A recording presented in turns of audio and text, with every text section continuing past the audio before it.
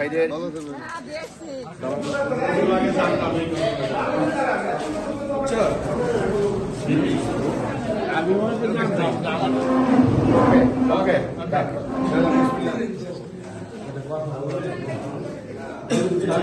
প্রথম আমার ভোটটা আমার নোরামান স্কুল দিলাম, সর্বপ্রথমই আমি দিছে।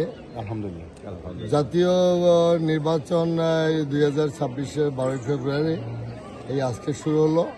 আমরা এই সর্বপ্রথম এই গার্লস স্কুলে মাদারহুড নোরামান গার্লস স্কুলে এই যে ভোট দিয়ে আমরা শুরু করেছি। তো ভোট সংখ্যা উপস্থিতি এখনো কম, কারণ হচ্ছে যে খুব সকালে দেওয়ার কারণে শীতের মধ্যে মানুষ আসতে পারে। আশা করছি যে আমরা একটা ফ্রি ফেয়ার নির্বাচন জাতি আশা করছে এবং সেটা আমরা দৃশ্যমান কিছুটা লক্ষ্য করছি।